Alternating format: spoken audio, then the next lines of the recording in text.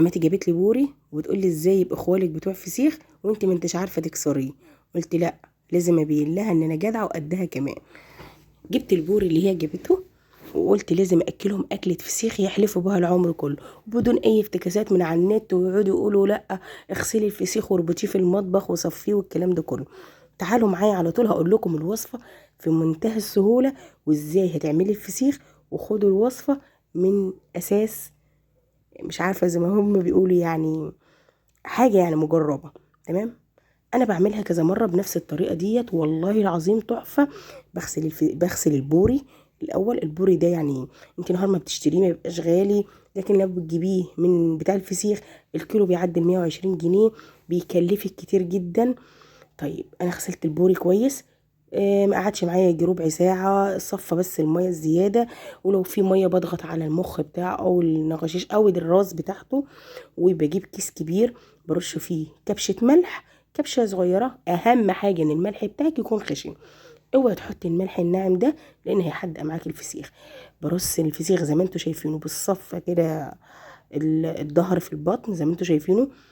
بعمل صفه و برش عليها كبشة صغيرة من الملح. وبعد كده بعملها خلف خلاف. بالطريقة دي بتمشي بنفس النظام. ولا بحط كركم ولا بحط شطة. حابة تحطي شطة حطي اللي انت عايزاه. بس انا بعمل بالطريقة اللي انت بتجيبي الفسيخ بيها. يعني تشتري بنفس الطريقة الفسيخ انا اللي بحط لك كركم ولا بحط لك شطة. اعملي بنفس الوصفة ديت وانت هتدعيلي. بعد كده ما بخلص بنفس التكرار بربط آه الكيس كويس وبخرج منه الهواء. ما بخليش فيه هواء خالص. وبعد كده بربطه واجيب كيس تاني 7 اكياس فوق من بعض. بلف عليه بلاستر وبعد كده بحطه في بلاستيكايه او في جردل وبحطه في قلب فرن البوتاجاز. قبلها بيوم. هو طبعا قعد معايا 4 ايام. طبعا احنا الجو حلو يعني، لا احنا في الشتاء. قعد معايا 4 ايام في قلب فرن البوتاجاز. طبعا فرن البوتاجاز بيبقى محكوم يعني مش يعني درجة الحرارة بتاعته كويسة معقولة. طيب انا عايزاه اسرعه يعني وكده. ممكن تبقي تدفي الفرن، بس انا لا دفيت الفرن ولا عملت اي حاجة خالص. انا كنت حاطاه فرن البوتاجاز في قلب البلاستيكية او في جردل.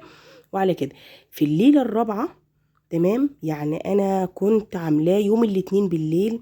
جيت يوم الخميس بالليل طلعت الفسيخ. اوعي تغسلي الفسيخ. اللي يقولك اغسليه من الملح هيبقى مش عارفه ايه، لا، بيبقى زفر جدا لو غسلتيه. طلعي الفسيخ من الملح وتنفضيه من الملح كده اللي عليه الزياده.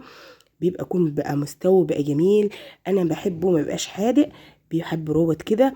وبطلعه بنفضه من الملح وبعد كده بحطه في كيس نظيف واسيبه. واحط عليه ربع كوبايه زيت لو انت حابه، اختياري، مش حابه خلاص. وبسيبه في الكيس. تاني يوم الصبح يوم الجمعه بنقعد نتغدى بيه بألف هنا تحفه. بسم الله ما شاء الله وبدون اي افتكاسات وباي حاجه من اللي انت بتشوفها على النت. شفت اللفه دي؟ اعملي بنفس الوصفه وبنفس الطريقه وما انتش هتندمي. ولو باظت انا هجيب لك حق الفسيخ. ما تنسيش بقى اللايك لو كنت ده وصلت طعمه من حلو الفيديو قوي ده. الفسيخ ده قوي. زبده. هو الفسيخ ده ايه بقى اصلا؟ ده سمك ولا فراخ؟ لا سمك. سمك؟ طب هو ليه بقى سموه فسيخ؟ لا دي قصه مأساويه بقى، قصه مأساويه. اصل انا مهتم بالحاجات دي. في روايه كده اسمها بدون ذكر اسماك، جايبه بقى كل الحاجات دي.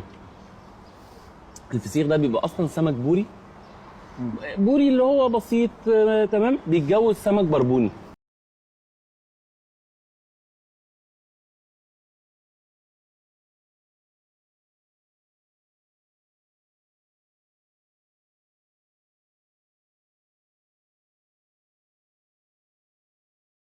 الله الفسيخ يجنن. بالهنا والشفا، بالهنا والشفا. ايه يا سميح ما بتاكلش فسيخ ليه؟ لا شكرا. جاي لك فسيخ. لا يا عم مالكش دعوه بيا، انا هاكل عيش ببصل. ده انت غريب قوي يا اخي. الله الله يهبل، انت لازم تقول لي انت عامله ازاي ده. لا انت عايزين اقول لك سر الصنعه؟ لا يمكن ابدا. لو النبي يا شريف قول لي الفسيخ ده بيتعمل ازاي وانا اعمل لك اللي انت عايزه. لا والنبي.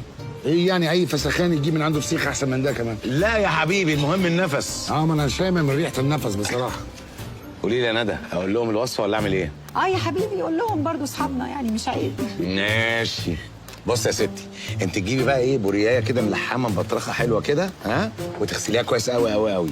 تملي الخياشيم بقى بكيسين ملح. بتحبي الشطه حطي شطه، وبعدين كل ده يتردم في الملح، وتجيبي كيس نظيف تاني بقى وتلفيها فيها. اهم حاجه بقى ما تنساش اللايك وتشجعيني بكومنت حلو وبألف هنا. الفسيخ كان تحفه، ما كانش محتاج مني ان انا ادفس ملح في قلب الخياشيم ولا الكلام ده خالص. شوفوا طالع معاكم تحفه. اهم حاجه بعد كده ما بتيجي تطلعي من الكيس بتنفضيه بالظبط. الحاجه البيتي مفيش احلى منها.